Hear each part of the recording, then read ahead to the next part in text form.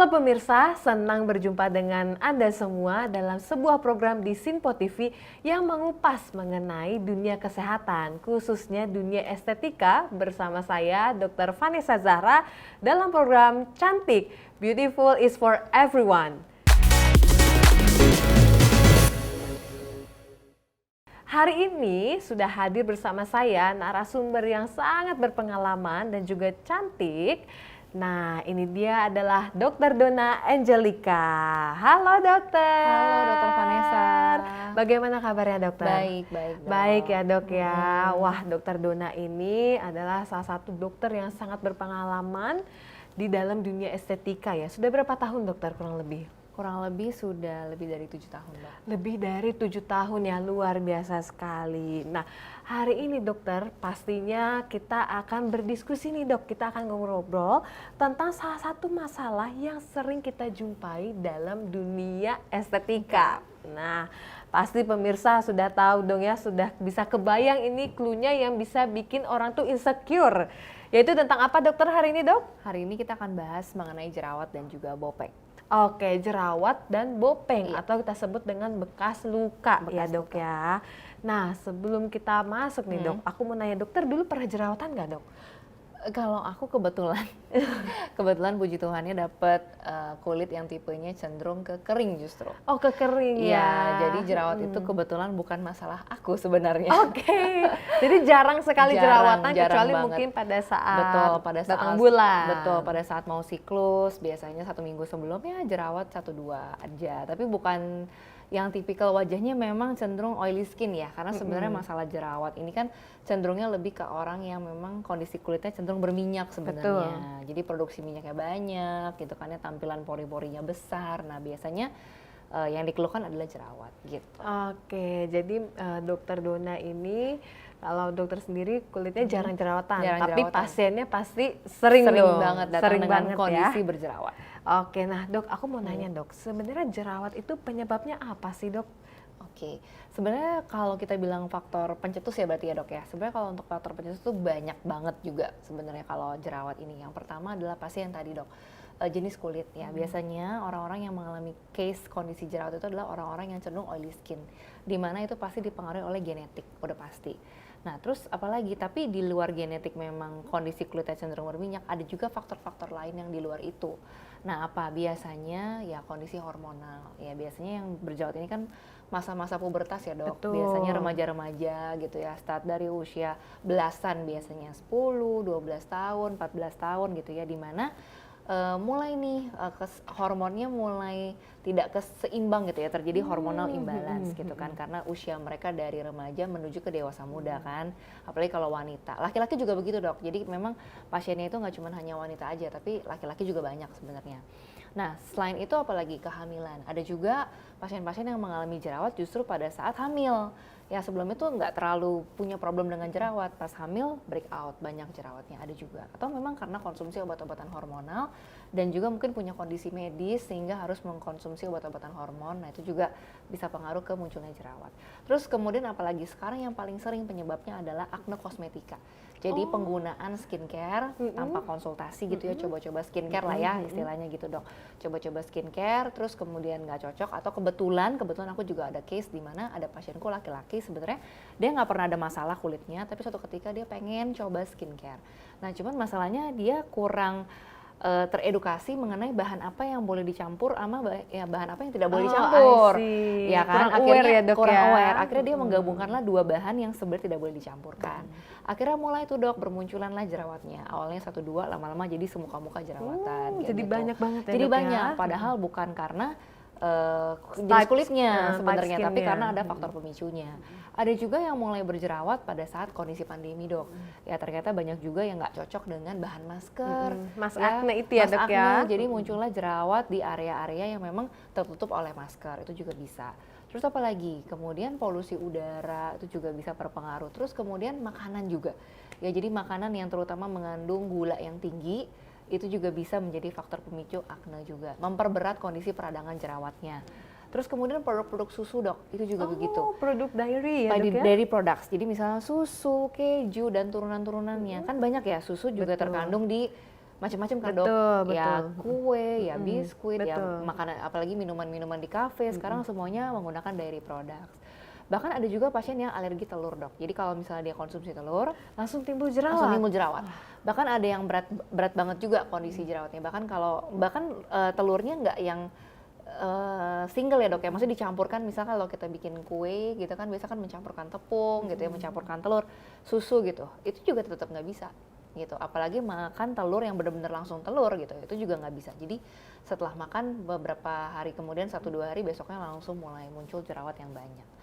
Ya belum lagi faktor stres itu juga pengaruh ke jerawat gitu. Jadi sebenarnya faktor pemicunya banyak. Kemudian apalagi air ya, biasanya pindah tempat tinggal. Pindah tempat tinggal itu Iya, sering kondisi memicu airnya, ini ya dok ya, iya, jadi jerawatan. betul, kondisi air yang kurang baik. Terus kemudian sesimpel sarung bantal aja dok, itu pengaruh juga. Ya bisa menjadi pencetus untuk akne juga. Oh, makanya Gitu. sarung bantal kita minta Yes, untuk diganti. betul. Karena bisa juga. Terus apalagi cukup banyak dok pemicunya kalau untuk jerawat. Makanya ketika kita konsultasikan pasien dengan kondisi jerawat, kita agak bawel jadi. Jadi mencari tahu nih sebenarnya pemicunya apa. Karena salah satu yang bisa membantu adalah dihindari faktor pemicunya Betul, pastinya. betul sekali, betul Begitu. sekali. Dan untuk munculnya jerawat itu perlu ada 4 mekanisme dok sebenarnya. Ya benar, jadi yang pertama tuh harus ada produksi minyak yang berlebihan atau sebum ya, yang kita sebut dengan sebum.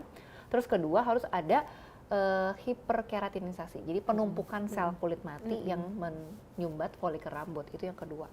Yang ketiga itu harus ada ininya dok, kolonisasi bakterinya. Jadi harus ada pertumbuhan atau perkembangbiakan bakteri di area tersebut. Jadi minyak ditambah sel kulit mati, Ditambah bakteri. Terjadilah inflamasi ya dok betul, ya. terjadilah peradangan. Nah makanya nanti muncullah jerawat yang meradang. Mungkin yang ada yang kecil-kecil gitu ya dok ya, terus ada bernanah. Kemudian ada yang lebih besar-besar gitu. Ada yang bentuknya baru komedo aja, tapi belum terjadi peradangan. Ada. Jadi akne itu dibagi dua sih. Ada akne yang non inflamasi, ada yang inflamasi. Seperti itu sih dok.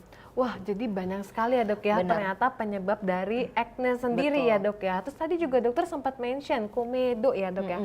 Nah mungkin pemirsa di rumah ini masih belum terlalu begitu tahu secara jelas perbedaan antara jerawat dan komedo. Nah dokter Oke. boleh dong dok sharing sedikit Boleh. nih dok, perbedaannya Jadi kalau apa? komedo itu sebenarnya adalah folikel rambut yang tersumbat tadi dengan minyak dan juga sel-sel kulit mati.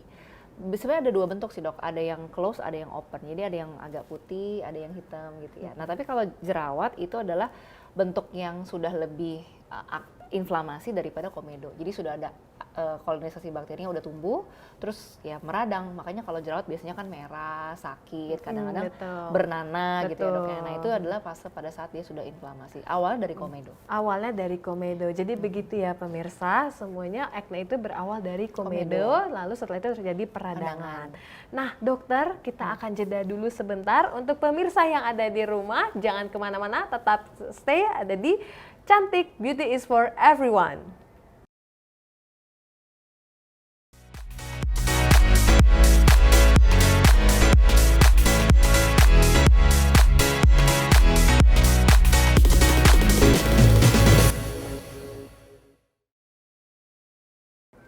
Halo pemirsa, kembali lagi bersama saya Dr. Vanessa Zahra dalam acara Cantik Beauty is for Everyone.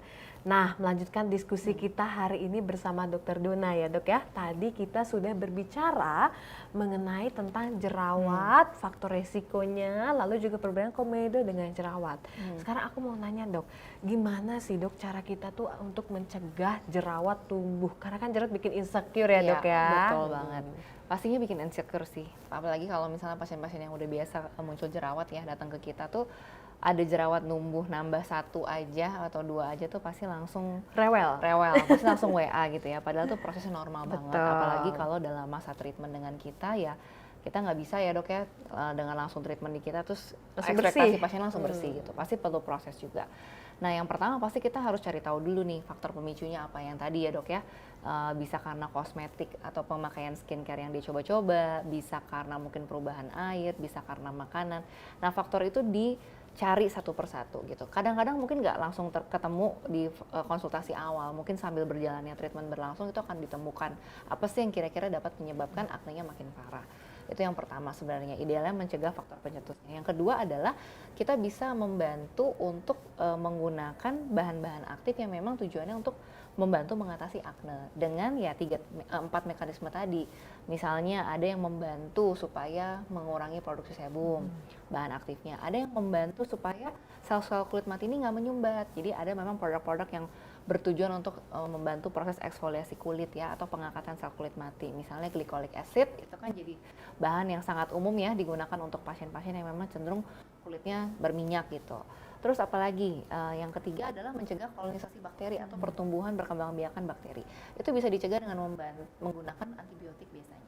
Bisa dengan antibiotik yang dioleskan, ya dioleskan ke jerawatnya gitu. Jadi kita bilang topikal, atau bisa juga dengan kondisi yang lebih parah kita bisa kombinasikan dengan obat minum dok, ya dengan obat oral. Jadi memang terapinya jerawat ini ada yang topikal yang dioleskan dan juga ada yang dibantu diminum gitu ya. Kalau untuk jerawat yang agak sedang menuju berat gradingnya gitu ya, nanti tentunya perlu konsultasi dengan dokter masuk ke dalam kasus yang mana nih, apakah yang ringan, apakah yang sedang ataupun yang berat. Terus kemudian apalagi? Kemudian ya itu tadi produk-produk yang bisa membantu untuk bahan aktif mengurangi inflamasinya juga. Contohnya kalau sekarang ada niacinamide, Oh iya betul. ya. Ada Lagi sering ya dok cica ya. ekstrak gitu ya, membantu untuk meredakan inflamasi kulit, itu juga bisa dibantu. Tapi yang perlu diingat adalah semuanya adalah proses. Jadi nggak mungkin cuman pakai sekali seminggu gitu, atau pakainya cuman seminggu 2 kali 3 kali langsung hilang, nggak juga gitu ya. Terus kemudian istirahat yang cukup ya, jangan stres. Terus memang ada beberapa juga vitamin atau antioksidan yang juga bisa membantu untuk mempercepat penyembuhan kulit, itu juga ada. Jadi saat ini memang ada beberapa suplemen yang bisa digunakan, contohnya kayak suplemen zinc ya. Itu juga sebenarnya bisa jadi terapi tambahan. Atau kalau yang berat sekali mungkin Dr. Vanessa juga udah pernah dengar ya dok ya soal konsumsi isotretinoid. Yes. Ya kan, cuman memang itu perlu banyak pertimbangan dan juga perlu Konsultasi. konsultasi terlebih dahulu karena minumnya juga nggak cepet ya, dan maksudnya nggak singkat durasinya. Kita perlu memberikan obat-obatan seperti isotretinoid itu sekitar minimal 3-6 bulan, bahkan bisa lebih tergantung kondisi pasien. Seperti itu sih dok kira-kira. Belum lagi nanti ada treatment di klinik juga. Memang ada beberapa treatment yang bisa kita kerjakan juga ya dok, misalnya seperti kayak facial gitu ya, untuk membersihkan komedo-komedo yang sudah ada gitu ya, membantu untuk mencegah jerawatnya. Kemudian bisa juga chemical peeling gitu ya dok ya. Ada juga bahan-bahan aktif seperti glycolic salicylic acid, itu sangat membantu juga. Terus kemudian bisa dengan laser, ada beberapa laser yang sangat baik sekali untuk masalah jerawat dok, mengurangi produksi sebum, contohnya laser diode, itu juga bagus banget. Mengurangi kemerahan, mengurangi inflamasi, karena akne itu juga bisa dibantu dengan menggunakan ya terapi-terapi laser, atau IPL juga bisa ya, photodynamic terapi yang disinar gitu ya dok ya. Itu juga sebenarnya tujuannya adalah mengurangi inflamasi akibat jerawat dan juga bisa membunuh bakterinya sih gitu. Kurang lebih seperti itu dok. Kalau akne banyak sebenarnya kombinasi terapinya, kombinasi terapinya banyak sekali. Banyak. Nah tentunya memang lebih baik itu kita konsultasikan ke dokter. Betul. Ya. Nah tapi untuk pemirsa yang ada di rumah mungkin bisa, kalau ada jerawat beberapa titik, biasanya kita sarankan pakai akne ini ada yang total itu. Betul, ya dok ya. Boleh. Itu juga bisa digunakan. Betul. Tapi paling penting kita juga harus kontrol dari internal ya dok ya. Betul. Kita makan yang kita kontrol, lalu juga kita menghindari dari pemakaian skincare yang memang bisa memicu terjadinya acne. Nah dok, aku mau nanya dok, komplikasi dari acne ini apa aja dok? Biasanya pasien dengan jerawat itu insecure juga nih dok ya, sama bekas jerawat. Bahkan bekas jerawatnya itu lebih lama hilangnya dibandingkan jerawatnya. Betul. Betul banget ya Dr. Vanessa. Banyak juga pasien yang setelah kondisi jerawatnya membaik, sekarang insecure ini ke bekasnya. Nah bekas jerawat itu sebenarnya macam-macam dok. Sebenarnya ada 3 sih. Ada yang perubahan warna aja, jadi warnanya lebih merah gitu ya. Ada yang lebih coklat. Biasanya kalau orang yang kulitnya lebih terang warna kulitnya, bekasan jerawatnya warnanya merah. Buat orang yang kulitnya lebih sawo mateng gitu ya, lebih gelap kulitnya, biasanya warna kulitnya lebih coklat bekasannya, atau kita sebut PIH ya, post inflammatory hyperpigmentation. Tapi kulitnya tetap rata sebenarnya, warnanya aja yang berubah. Nah yang kedua baru yang bopeng dok. Nah kalau bopeng itu memang ada cekungan kulitnya, jadi permukaan kulitnya itu tidak sama tingginya, ada yang lebih cekung. Nah bentuknya pun macam-macam. Sebenarnya kalau kita bicara bopeng itu bentuknya ada 3 sebenarnya. Ada ice pick, ada boxcar, ada rolling.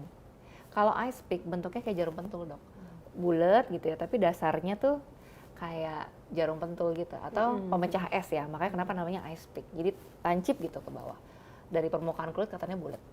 Tapi kalau box scar itu lukanya bentuknya kotak-kotak. Betul. Ya kan? Ada yang dalam, ada yang lebih cenderung tidak dalam gitu ya. Semakin dalam biasanya bentuk kotaknya semakin jelas. Terus kemudian ada juga yang rolling. Kalau rolling ini dasar lukanya tuh kayak mangkok dia, lebih lebar seperti itu. Ya, tiga-tiganya ini adalah masuk kategori yang bopeng, yang cekung. Tapi ada juga malah yang menebal. Ya, jadi ternyata akne ini kalau terjadi komplikasi biasanya pada akne-akne yang peradangannya berat gitu ya, itu bisa jadi malah menebal, Dok. Bisa jadi kita sebut dengan hypertrophic scar, jadi kulitnya itu bekas lukanya jadi nebel, bahkan bisa jadi keloid. Ya, ada beberapa pasien juga, terutama pasienku laki-laki sih ya, di wajahnya itu terutama biasanya di daerah sini nih. Karena kan kalau laki-laki kan berjenggot ya. Nah, di situ ada keloidnya, padahal sebenarnya awalnya gara-gara jerawat, Dok. Karena jerawat Iya, ya. jadi ada daging tumbuh kulit tebal di sini gitu ya. Nah, karena akibat daripada jerawat. Itu tipe-tipe scars, dan masalahnya scars ini memang tidak bisa disembuhkan dengan skincare gitu ya. Betul. Jadi Perlu treatment. Betul, perlu treatment. Jadi sering banget nih Pasien-pasien pasien-pasien ya. ataupun masyarakat di luar Iya. ya, Dok kan sebenarnya bisa nggak sih pakai skincare? Jawabannya nggak bisa, harus treatment.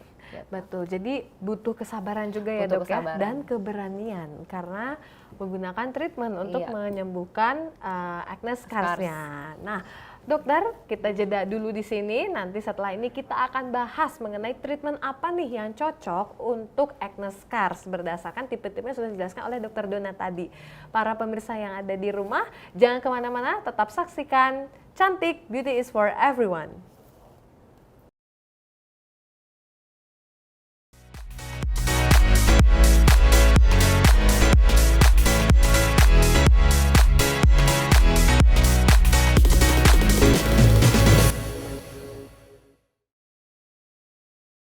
Halo pemirsa, kembali lagi di dalam program Cantik Beauty is for Everyone. Nah, sekarang kita akan melanjutkan ngobrol-ngobrol kita sama Dokter Donna. Dokter tadi sudah sharing tentang acne scars ya, Dok ya. Nah, sekarang aku mau tanya nih ke Dokter Donna, Dok, bagaimana cara kita memilih treatment yang tepat untuk acne scars kita, Dok? Oke. Nah, tadi kan ada 3 ya, Dok ya, Dokter Vanessa ya. Ada yang perubahan warna aja. Kalau misalnya perubahan warna, misalnya lebih merah ya, atau lebih coklat, itu sebenarnya nggak terlalu ribet treatmentnya. Ya, sebenarnya sih cukup dengan treatment simple. Bahkan even kita menggunakan skincare aja gitu ya dengan bahan yang tepat gitu, biasanya udah bisa memudarkan, Dok.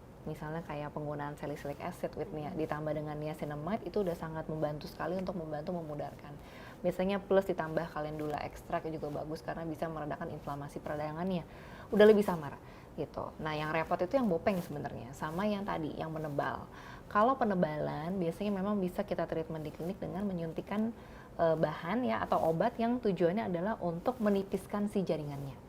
Gitu. Dan itu dilakukan bisa beberapa kali pengulangannya, tergantung ketebalannya. Kalau semakin tebal jaringannya yang menebal itu, ya mungkin perlu 2 kali, 3 kali treatment gitu ya, Dok ya.